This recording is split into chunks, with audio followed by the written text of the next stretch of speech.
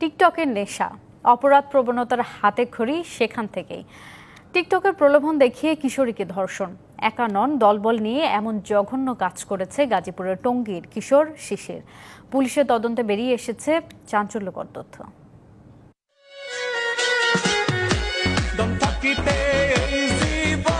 TikTok শিশির, তার অনুসারী লাখের বেশি।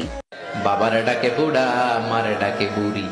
রাজধানীর গ্যান্ডারিয়ায় শিশিরের ভাড়া ফ্ল্যাটে টিকটক শিখতে আসতো অনুসারীরা। ফ্ল্যাটটি হয়ে ওঠে অপরাধের আস্তানা।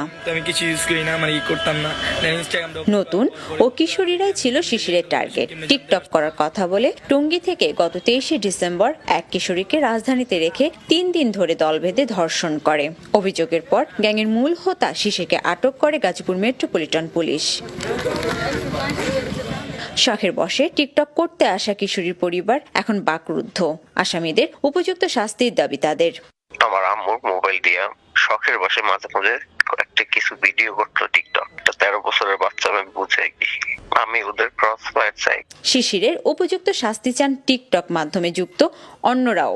শিশির যে কাজটা করছে এটা অপরাধ, জঘন্যমূলক অপরাধ করছে। শিশিরের এই অপরাধের জন্য তার ফাঁসি কামনা করতেছি।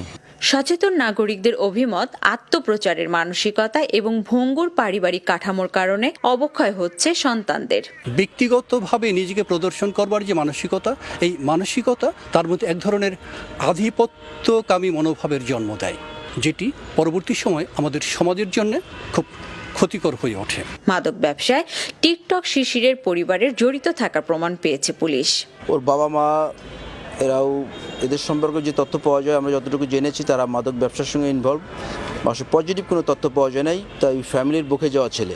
কিশোর অপরাধ ঠেকাতে ভ্রাম্যমাণ আদালত পরিচালনার পাশাপাশি অভিভাবকদের সতর্ক থাকার পরামর্শ জেলা প্রশাসকের।